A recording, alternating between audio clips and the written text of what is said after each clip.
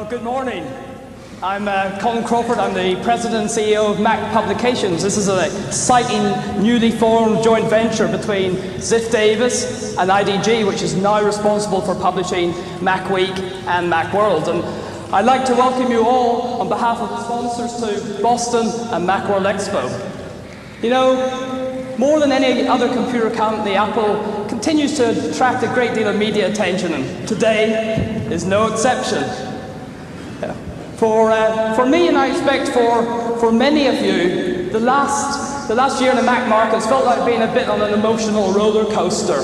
You know, highs of optimism followed by troughs of near despair as Apple wrestled with its turnaround strategy.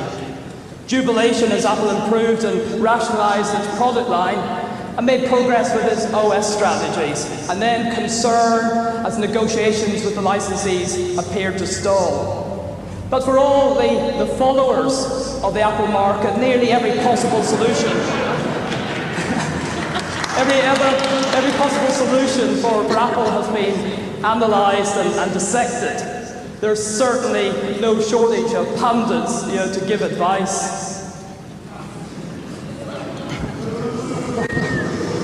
Gil Amelio, Apple's former CEO, once remarked to me his frustration with the media coverage. My response was that Apple would be facing an even bigger problem if the media stopped caring.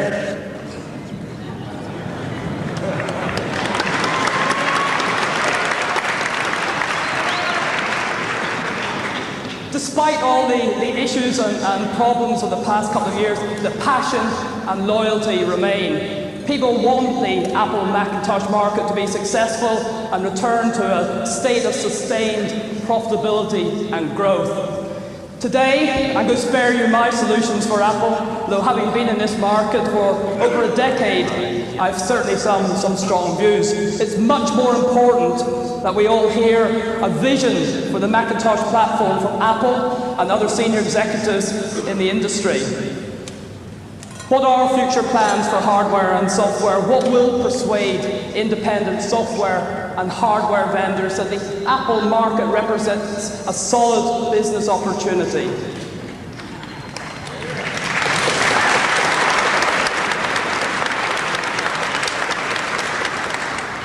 I want to leave Macworld Expo at the end of the week with evidence that the Macintosh platform is still one of the most exciting segments of the computer industry.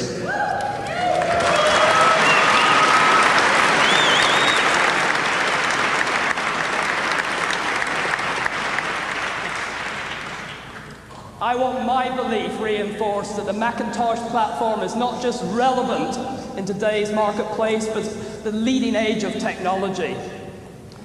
And to start us off in the right direction is an individual who really needs little introduction.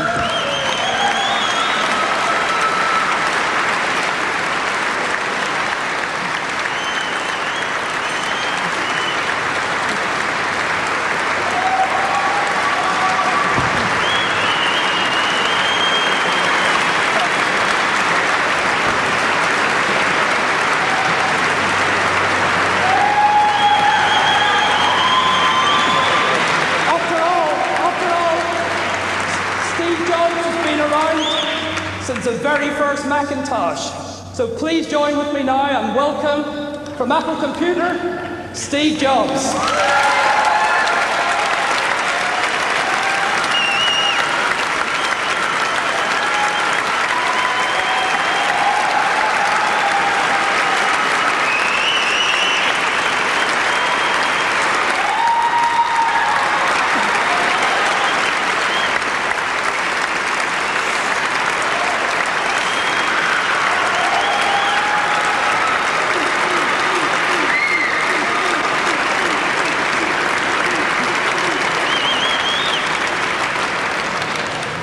Thank you very much for that warm welcome. Now I guess I'm going to have to give a speech. I came today to give you a status report on what's going on and to try to fill you in on some of the steps we're taking to get Apple healthy again. As you know, I'm the chairman and CEO of a company called Pixar, and thank you. And I, like a lot of other people, are pulling together to help Apple get healthy again, and I am extraordinarily confident that that is going to happen. Now, when I started to get involved, a lot of people gave me advice.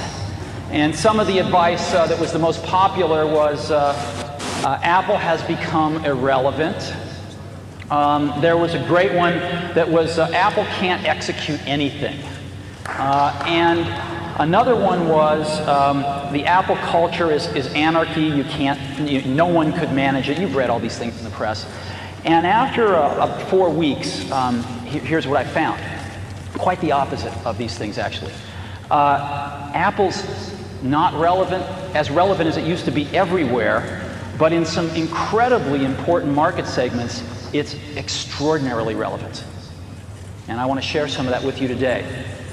Apple is executing wonderfully on many of the wrong things. The ability of the organization to execute is really high, though. I mean, I've met some extraordinary people at Apple. There's a lot of great people at Apple.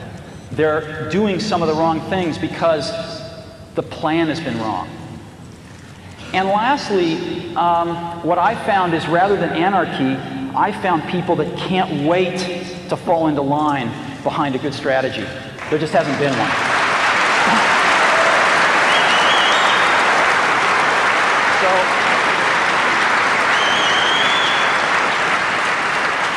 What I see is the makings of a very healthy company with some extraordinarily talented people who are still just as passionate and committed to the dream of computing as they ever were, that need to come together and get a great plan and then start to execute it, and that's exactly what's been happening over the last 4 weeks.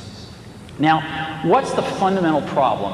I think the fundamental problem is a little more subtle. I think this is a symptom, but in a nutshell, excuse me. In a nutshell, that's it. Right? Apple's sales in 1995 were 11.1 billion. In 96, they were 9.5 billion, and in this year they'll be, 7 billion plus or minus a little bit. That's the problem, or the symptom, depending on how you look at it. And that needs to be stabilized and turned around, and people are working very hard to do that. So what are some beginning steps that we're going to take? One of the first ones has to be to start at the top. Apple's done a lot of change at the bottom, and I think this change needs to start at the top with the board of directors. Focus on relevance. Apple needs to find where it is still incredibly relevant and focus on those areas. It needs to figure out what its core assets are and invest more in them. Apple has neglected its core assets for a while. It has to forge some meaningful partnerships, not just partnerships and press releases. And it needs to define some new product paradigms. And we've got some great ideas. I'm not going to be talking about products today, though. I just want to let you know that we have some wonderful ideas that you'll be hearing about between now and the end of the year. So let's talk about some of these. Board of directors. Apple had a very decent group of people as their board of directors. They worked very, very hard for Apple. But I think with Apple in the situation it finds itself, it was time for a change. And the directors agreed with that. We have put together a new board of directors that I would like to announce to you today. There are 2 members of the prior board that we are extremely pleased they're going to stay on the new board. The first of those is Ed Woolard. Ed is the chairman and former CEO of DuPont. I've gotten to know Ed over the last several weeks, and I think he's terrific and has provided a tremendous amount of leadership during this very critical time for Apple. Next is Gareth Chang. Gareth is the president of Hughes International. Again, he's been on the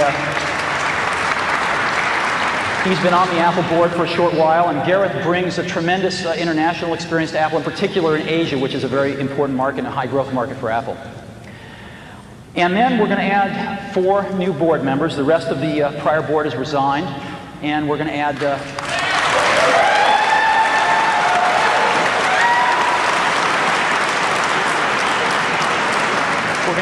4 new board members to carry the company forward. The first is Larry Ellison, CEO of Oracle.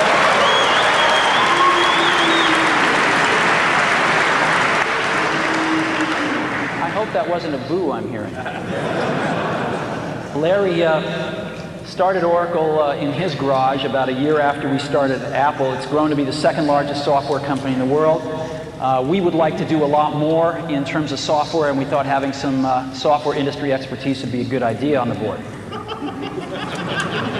Second board member, Jerry York, former CFO of IBM and Chrysler.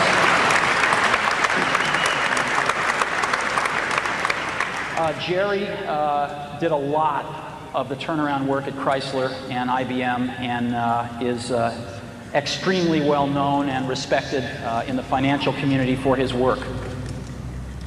The third new board member is Bill Campbell, CEO of Intuit.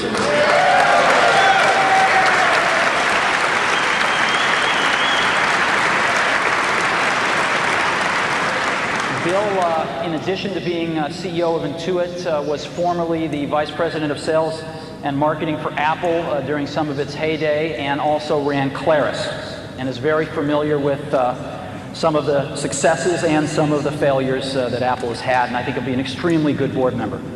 And lastly, I am joining the board as well.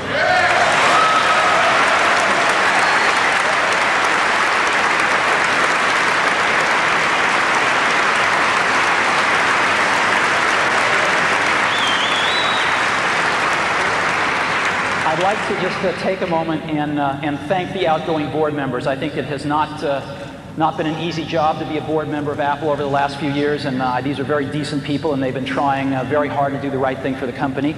And to welcome our new board members, I think we have a really exciting task ahead of us to help the management team and guide Apple back to health and to prosperity.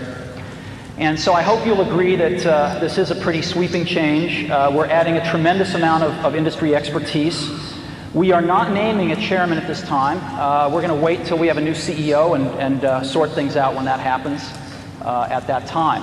Now, I put together a little video. If you'd like, I'll show it to you. That just we asked the board members a few questions, and you can just maybe get a little familiar with them. Would you like to see it? Let's go ahead and roll that.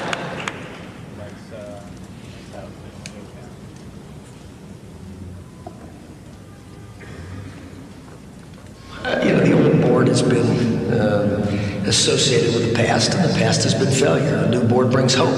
The new group of people on the Apple board are all computer insiders.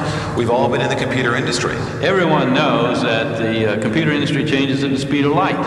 Now we have people who clearly can help us articulate and understand where the niches are, where Apple can compete and successfully win. So a lot of times we try to focus on ourselves, re-engineer ourselves internally, and we forgot sometimes who pays the bills. It's the customer out there pays the bills. One of the things that bothered me years ago was when they raised prices. I thought that was it made me think that Apple didn't understand the outside world. I think Apple needs to worry less about competing with Microsoft and worry more about doing things that are different. That's back to innovation. It's back to creativity. It's back to vision. No one's really going to believe Apple can be successful until we get the revenues and the costs back in line, and that means we got to start growing the revenues again. Companies have to look at everything they're doing and determine, what are core competencies, what are the core parts of the business. In a sense, Apple is trying to do too many different things. We need to focus on a handful of things and do them really, really well. Well, I was on the Citicorp board in 1991. The price of the stock was $9 a share, and there was many negative articles being written about Citicorp was going bankrupt. The price today is $130. Mainly because we did the fundamental things that were necessary to focus on the customer and focus on having a highly successful business. At Chrysler, we had to take nearly $4 billion out of the cost structure to get Chrysler fully competitive, particularly with the Japanese. I've seen this at DuPont, I've seen it at IBM, I've seen it at Citicorp. The success starts to generate additional success. Well, the confidence has to start with a clear vision. What are we trying to accomplish? What are we trying to do? You take that vision down to a strategy. People have to look at it and say, yes, they can do that. When a company lacks the energy, you can't do anything to the company. So I think with Steve and the new board members, first thing we need to do is inject tremendous amount of new energy, new thoughts. Apple has very strong positions in two market segments. First, education, and secondly, creative content. What other computer system has 20 to 25 million loyal, enthusiastic, committed users? Just building on that base, recapturing their dedication and strength because we're bringing out great products. Whenever you have a strong position in a market segment, you can capitalize on that.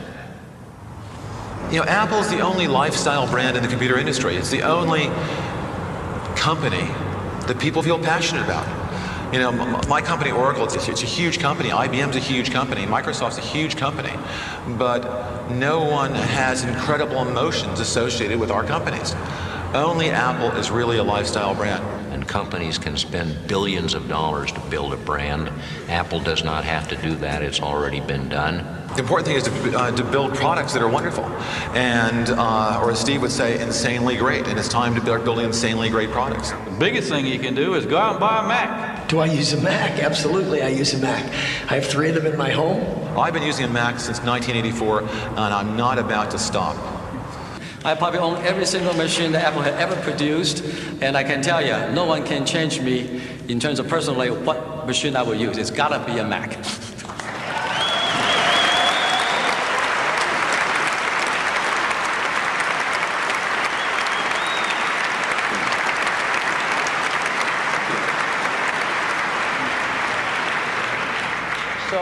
As you can see, this is a pretty diverse group of people, a lot of deep industry expertise who come together to say, hey, this world's a lot better place with a healthy Apple computer in it.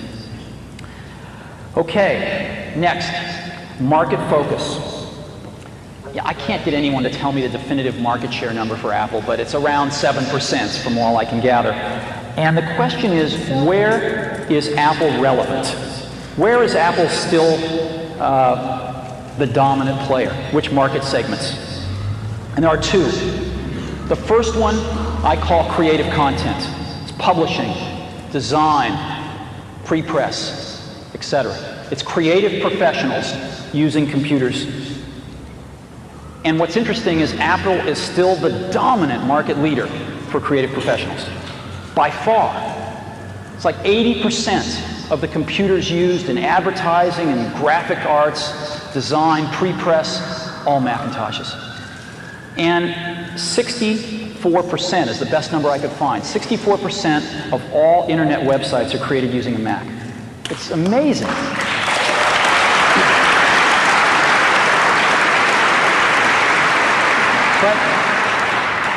But we haven't been doing a good enough job here. As an example, there is something like 10 to 15% of Mac sales which can be traced directly back to people using Adobe Photoshop as their power app, right? When was the last time you saw Adobe and Apple co-marketing Photoshop? You know, when was the last time we went to Adobe and said, how do we make a computer that will run Photoshop faster? These things haven't been as cohesive as they should have been, and I think we're going to start proactively focusing much more on how we do these things.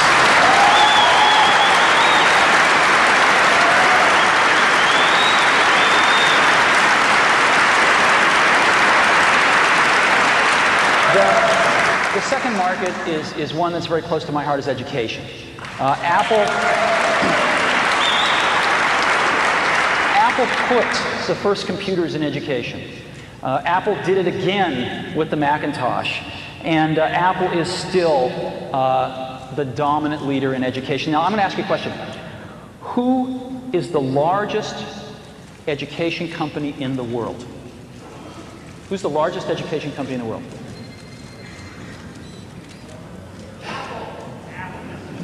Yeah, the answer is Apple.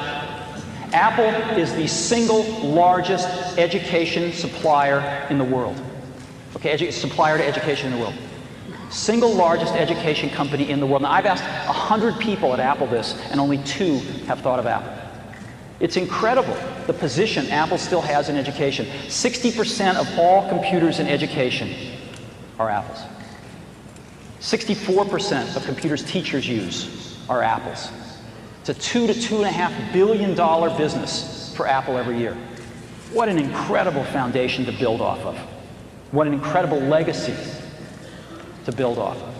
And so you're going to see Apple proactively focusing much more on these two markets where it is very relevant, and both of these markets are growing over at 20% a year.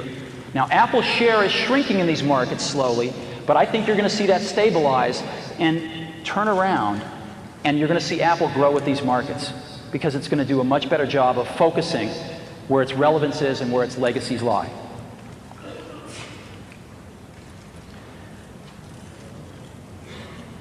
Next, core assets. As you know, Apple's greatest core asset is you all.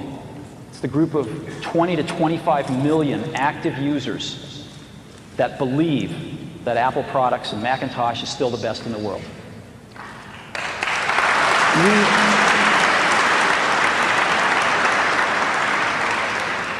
I don't think we've been doing a good enough job taking care of you. Have you called I've called the support lines myself.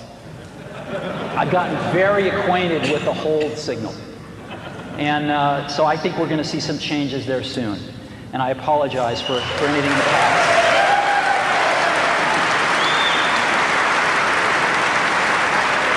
But what I want to do right now is get a little more analytical. And I want to say, sort of from a more analytical standpoint, what are Apple's core assets? And there's two of them that I've been able to uncover. The first one is the brand itself, and the second is the Mac OS. Now, the brand, if you asked, what are the 5 greatest brands in the world? If you went out and you asked professionals this question, I think Nike would be on everybody's list, Coca-Cola would be on everybody's list, Disney would be on everybody's list, and Apple would be on everybody's list. We have one of the world's greatest brands, and we haven't paid much attention to it in the last several years, and I think you're going to see that start to change. And now I want to focus on the Mac OS. The Mac OS is an incredibly core asset to Apple, and we've been walking all over it. Most people think that we're about to abandon the Mac OS. Most people think that, Macintosh OS 8, which we just released, was codenamed Tempo, as you know, right? So we just released Tempo. Most people think our next release next year, which is codenamed Allegro, will come out, but then our next release will be Requiem. And it's crazy. It's absolutely crazy. The Mac OS is still the best thing in the world. It is still the best thing in the world. There are over 20 million active users. The number's a little closer to 25 million. There are thousands of developers, and there's $1.5 billion software industry built around this thing. This is one of the core assets of the company. And we are going to invest a lot more in it because we think it is an incredible asset and it has yet to really be fully exploited. Apple is about the Mac OS. We're going to be doing other things because we're creative people. But at the core, Apple is about the Mac OS. And all of the fears that I've heard of people that we're abandoning it are absolutely not true. Our latest release, Mac OS 8, I've got some really good news for you. We released this thing 2 weeks ago, and we have already sold 1.2 million copies.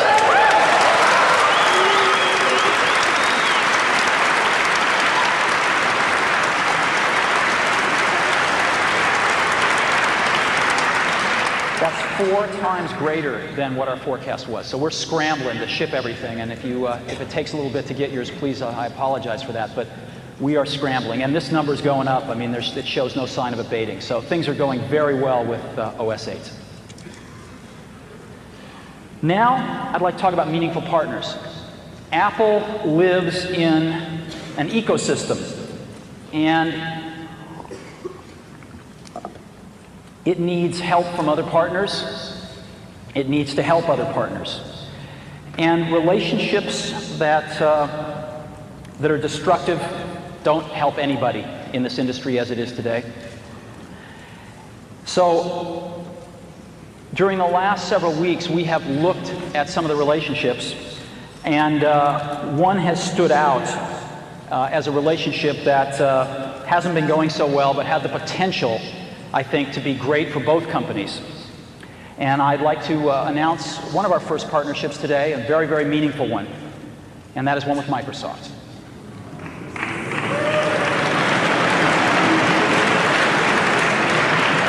I'd like to take you through this. The discussions actually began because there were some patent disputes. And rather than, I know. Rather than repeating history, I'm extremely proud of both companies that they have resolved these differences in a very, very professional way. And this has led, I think, to an overall relationship that we're announcing today that's got several parts to it, and we're extremely excited about. First part of it is a patent settlement and cross-license. The two companies have reached a full cross-license for all patents that exist and for patents that are filed within the next 5 years, and it has been a very serious patent settlement. The second part of this is Microsoft is committing to release Microsoft Office on Macintosh for the next 5 years.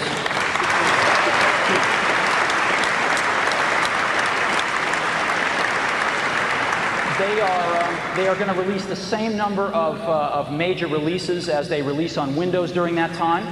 Their first release is they're going to target to have it out near the end of the year. It might slip a few months into next year, but they're working real hard on it, and it looks very, very good. Next, we have taken a look at browsers out there, and Apple has decided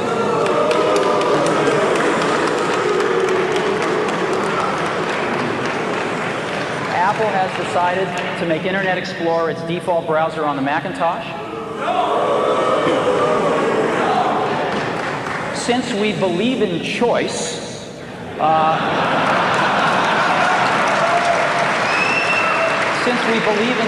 we're going to be shipping other Internet browsers as well on the Macintosh, and the user can, of course, change their default should they choose to. But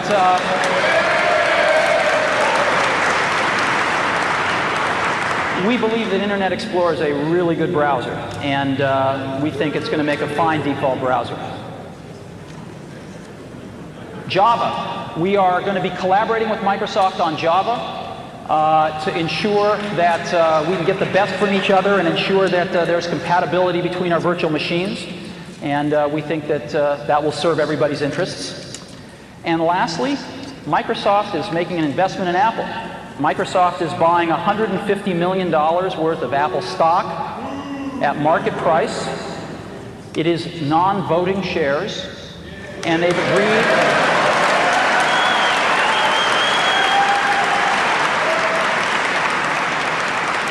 And they've agreed not to sell them for at least 3 years. So what this means is that Microsoft is going to be part of the game with us as we restore this company back to health, have a vested interest in that stock price going up.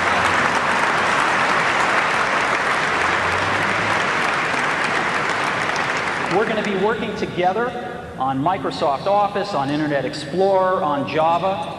And I think that it's going to lead to a very healthy relationship. So it's a package announcement today. We're very, very happy about it. We're very, very excited about it. And I happen to have a special guest with me today via satellite downlink. And if we could get him up on the stage right now.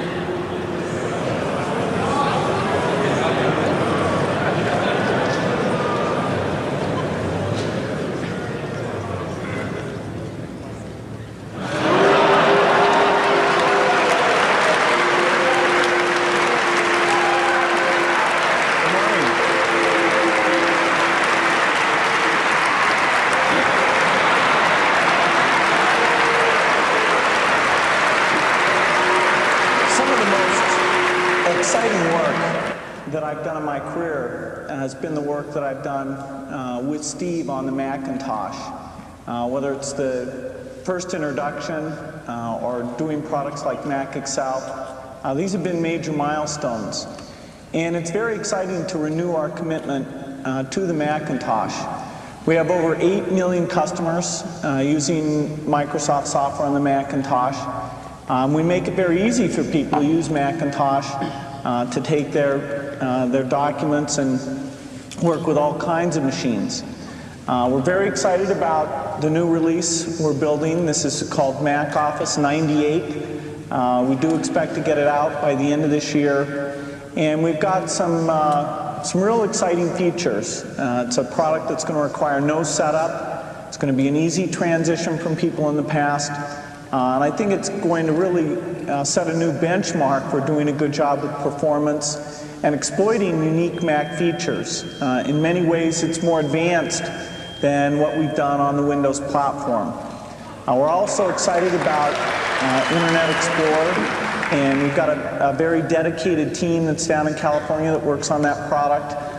And the code is really specially developed for the Macintosh. It's not just a port of what we've done in the Windows environment. And so we're pleased to be supporting Apple. We think Apple makes a huge contribution to the computer industry.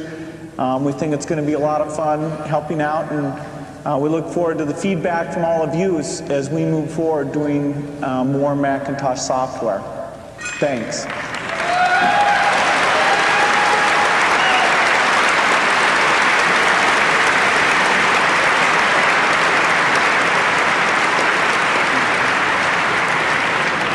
Thank you, Bill. You know, where we are right now is we're shepherding some of the greatest assets in the computer industry. And if we want to move forward and see Apple healthy and prospering again, we have to let go of a few things here. We have to let go of this notion that for Apple to win, Microsoft has to lose. Okay?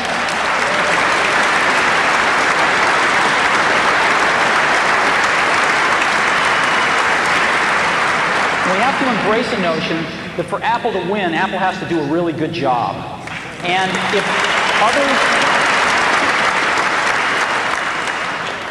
if others are going to help us, that's great. Because we need all the help we can get. And if we screw up and we don't do a good job, it's not somebody else's fault. It's our fault. So I think that's a very important perspective. I think if we want Microsoft Office on the Mac, we better treat the company that puts it out with a little bit of gratitude. We'd like their software. So the era of setting this up as a competition between Apple and Microsoft is over as far as I'm concerned. This is about getting Apple healthy, and this is about Apple being able to make incredibly great contributions to the industry to get healthy and prosper again.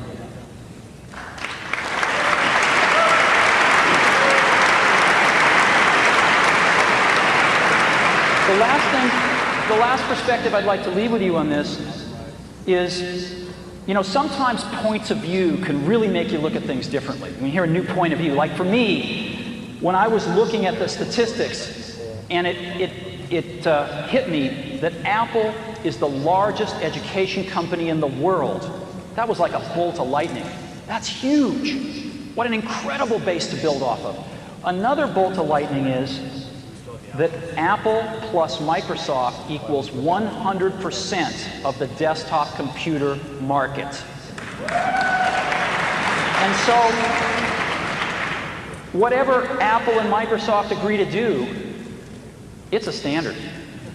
And I think that you'll be seeing us work with Microsoft more because they're the only other player in the desktop industry. And I think you'll be seeing Microsoft want to work with Apple more because Apple is the only other player in the desktop industry. So I hope we have even more cooperation in the future because the industry wants it. Lastly, I want to just talk a little about Apple and the brand and what it means, I think, to a lot of us. You know, I think you always had to be a little different to buy an Apple computer. When we shipped the Apple II, you had to think different about computers. I mean, computers were these things you saw in movies. They occupied giant rooms. They weren't these things you had on your desktop. You had to think differently because there wasn't any software at the beginning. You had to think differently when a first computer arrived at a school where there had never been one before, and it was an Apple II. I think you had to think really differently when you bought a Mac. It was a totally different computer, worked in a totally different way, used a totally different part of your brain. And it opened up a computer world for a lot of people who thought differently. You were buying a computer with an installed base of 1. You had to think differently to do that. And I think you still have to think differently to buy an Apple computer. And I think the people that do buy them do think differently, and they are the creative spirits in this world. They are the people that are not just out to get a job done, they're out to change the world. And they're out to change the world using whatever great tools they can get. And we make tools for those kinds of people. So hopefully, what you've seen here today are some beginning steps that give you some confidence that we too are going to think differently and serve the people that have been buying our products since the beginning. Because a lot of times people think they're crazy, but in that craziness we see genius, and those are the people we're making tools for. Thank you very much.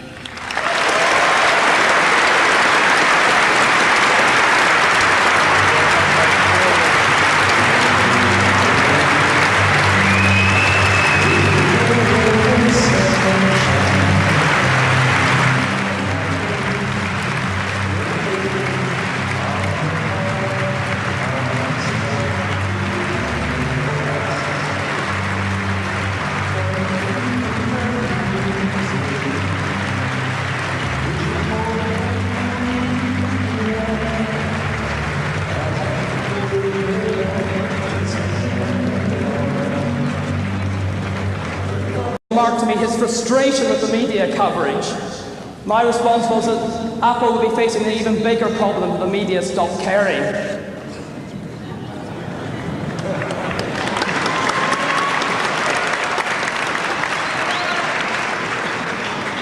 Despite all the issues and problems of the past couple of years, the passion and loyalty remain. People want the Apple Macintosh market to be successful and return to a state of sustained profitability and growth.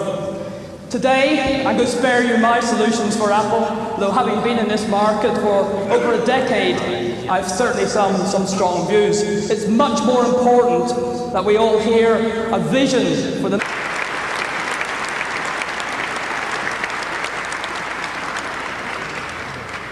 Well, good morning. I'm Colin Crawford. I'm the President and CEO of Mac Publications. This is an exciting, newly formed joint venture between Ziff Davis and IDG, which is now responsible for publishing Macweek and Macworld. And I'd like to welcome you all on behalf of the sponsors to Boston and Macworld Expo. You know, more than any other computer company, Apple continues to attract a great deal of media attention, and today is no exception. For me, and I expect for many of you, the last year in the Mac markets felt like being a bit on an emotional roller coaster.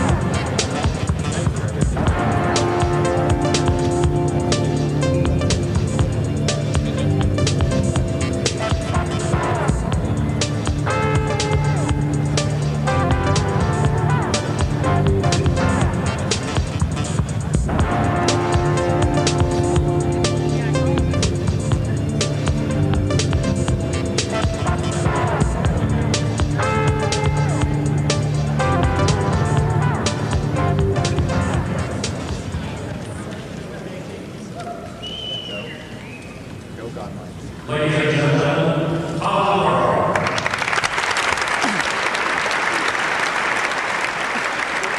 Poster. You know, highs of optimism followed by troughs of near despair as Apple wrestled with its turnaround strategy. Jubilation as Apple improved and rationalized its product line and made progress with its OS strategies. And then concern as negotiations with the licensees appeared to stall. But for all the followers of the Apple market, nearly every possible solution, every possible solution for Apple has been analysed and dissected. there's certainly no shortage of pundits, to give advice.